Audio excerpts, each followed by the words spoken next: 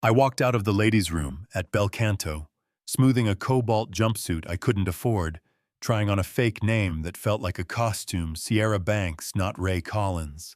And there at the host stand, the universe decided to be funny, because my blind date turned around, and it was Logan Hale, my ex, the man who used to trace circles on my wrist, and then miss our anniversary for a meeting. Yeah, that happened.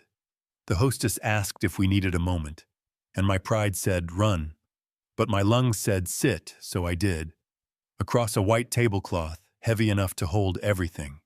We hadn't said, we joked about our aliases like two people playing dress-up. Sierra, the consultant. Nick, the accountant. Then the smile fell off both our faces, and we did the brave thing that doesn't look brave. We stayed. He asked how I was, and I said, breathing, trying to, and the way he nodded made it feel like survival counted. At first, it was safe talk, my counseling practice on the south side with crayon air and lemon cleaner. His schedule that he swore was smaller now, but grief is a tripwire, one true sentence and you're falling, he said. He built everything he thought he wanted, and came home to a penthouse that echoed, money is loud, he said, that kind of quiet is louder. I stared at the pasta list, so I wouldn't say what I'd rehearsed in the shower for 3 years. Then I said it anyway. I begged you to come home and you kept promising after this next deal. And he looked right at me, no speech, no branding, and said one more became a personality trait. The waiter brought bread like a tiny shield and left us to it. He told me his mother's death cracked him, and instead of grieving, he poured concrete over the crack and called it ambition. I told him what it's like to set 2 plates and slide one back in the cabinet again and again until you teach yourself to eat standing up. He didn't argue, didn't redirect, just said I was a storm. I thought I'd feel victorious, hearing that I felt seen and exhausted. Then I opened the drawer I swore I'd never open and said 8 weeks. I was 8 weeks along, I lost it. Under a scratchy blanket in an ER that smelled like bleach while you were in Chicago. I didn't call because I couldn't survive you walking in. Distracted and time stopped. He didn't reach for me without asking. He didn't try to build a time machine with words. He said, I'm so sorry, and it wasn't a performance. It was a tool you can build with tools. We split the check like 2 people allergic to debt. And Boston was a movie set outside the door. He asked if he could show me something the next day, no pressure. I shocked myself by saying yes. He took me to Beacon House, a red brick building that used to be a grocery store, and now holds kids and hope and the kind of noise that heals you by accident. The director, Alma, had a clipboard and laugh lines and told me he shows up, not for cameras, for people. I watched Logan crouch next to a kid named Miles and turned fractions into a game. I watched him remember birthdays and tie a shoelace and say a child's name like it mattered forever. This wasn't the guy who scheduled us on Tuesdays. This was a man who had taken off the suit made of status and learned how to be human in a room where nothing could be bought outside in the sun. I asked where that Logan was when I was making pot roast for nobody, and he didn't flinch. Buried under a mountain. I built to prove something to a ghost, he said. I still miss her. I just stopped outrunning the missing. I told him I needed time, and he said, take all of it, and you know what? You can hear when someone means it. It lands differently. The next week, he came to my tiny office at New Harbor Family Services, where the coffee maker has seen God. He didn't say it was cute. He sat on the couch edge, asked real questions, listened like my work was a language he wanted to learn. We grabbed grilled cheese at a diner with sticky menus, and for the first time since our vows, we spoke like friends, no PR. He asked what trying again would even look like. And I told him I don't do improv with my heart. I need rules, slow, radical honesty. If I say, I'm at my edge, we stop, be present, not perfect. He said yes to all of it. Not rushing, actually. Hearing the building codes, so the house won't collapse. Life loves a pop quiz right after you pass a warm-up. We were eating my chaotic tikka masala when Cameron, his partner called a major client, was threatening to walk 300 jobs on the line. Old Logan would have kissed my hair and vanished toward the runway. New. Logan put the phone face down, told me the truth. I need to go, and I hate that I need to go, and I'm scared. You'll see this as the same movie on a new screen.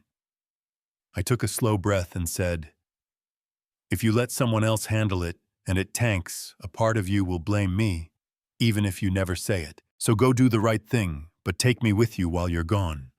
What does that mean in English? He asked. Nightly calls, real updates. Let me see you stressed instead of shutting me out. He nodded like a vow, and then he kept it. He called from a hotel hallway. With bad art, told me the exact sentence he wished he could unsay from the morning, and how he fixed it in the afternoon, sent me a foggy window view and a messy journal page about control and fear. He saved the deal to more important. He didn't put me back in the waiting room of my own life. When he got home, he knocked like a teenager on a porch and handed me a small box like it might explode. Inside was a tiny silver key with the word light etched so small I had to tilt it to the lamp. Not a lock, he said. A key, not possession. Permission, a reminder. I won't shut you out when things get dark. I'll look for the light with you. If you want to know if someone is changing for real, listen to their metaphors. His used to be vaults and walls, now they were windows and keys. I wore it, and it sat against my collarbone. Like a yes, then came the fundraiser. A ballroom full of people who think salvation comes with valet parking. That's where Veronica Ames tried to pat me on the head. With a smile, Logan has a type he forgets, and then he remembers the company comes first. I'm sure you're wonderful, but we have a big year. I felt the old heat rise, the silence, the tears. I steadied and said, I'm glad you named it. Distraction, that's what you call it. When a man chooses to be a person, I call it leadership. Beacon House calls it showing up. Kids call it Mr. Logan, she blinked golf clap energy. Then Logan took the mic and told a story about miles and fractions and tiny negotiations, thanked the staff by name and even the caterer. And then he thanked me. Presence isn't a value you print in a brochure. It's the call you make when the meeting goes badly. It's the hand you don't grab without asking. It's the boundary you honor at midnight when your own anxiety wants to bulldoze it. At 12:01, the room did its polite rah-rah, and the kids on the back wall cheered like they were at a game later in the parking garage. Veronica floated over again. We'll need you in Zurich, then Dubai, then Hong Kong. Momentum is too important to break. She didn't look at me when she said break, but she meant me. Old script would have dragged me into the blame. He didn't even glance for permission, he said. We've grown without burning the ground. We're trying to plant. I'm in Boston 6 weeks. Cameron can take Zurich, Dubai, remote. Hong Kong next quarter. If it's still necessary, she said. This is not optional, he said. It is if the cost is the people we claim to serve. Beacon House isn't a line item. It's a promise, and I made other promises too. Good night.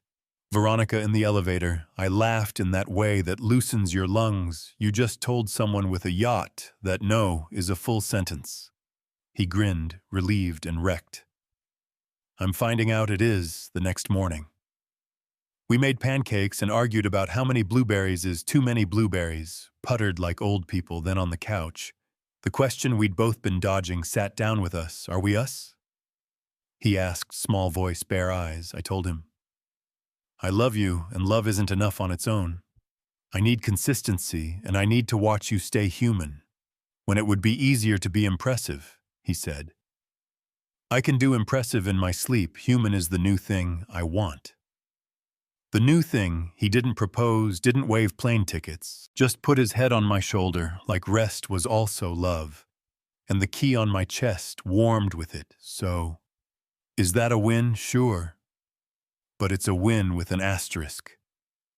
People ask if I trust him, and I tell them I trust the version that calls at 9:17 to say I'm spiraling. Do you have 10 minutes?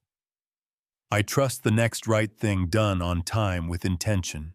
Not a hypothetical, forever. We're building a house with windows that open and locks that work, and a porch light that stays on maintenance, not magic, you know what I mean. So tell me, if it were you, would you have stayed at that table or walked? Do people really change, or do they just get better at hiding? Is a second chance justice or mercy drop? Your take in the comments, argue with me, tell me your story. And if this hits somewhere tender, like subscribe, pass it to the friend who needs proof that presence can beat power when someone chooses it. I'm listening.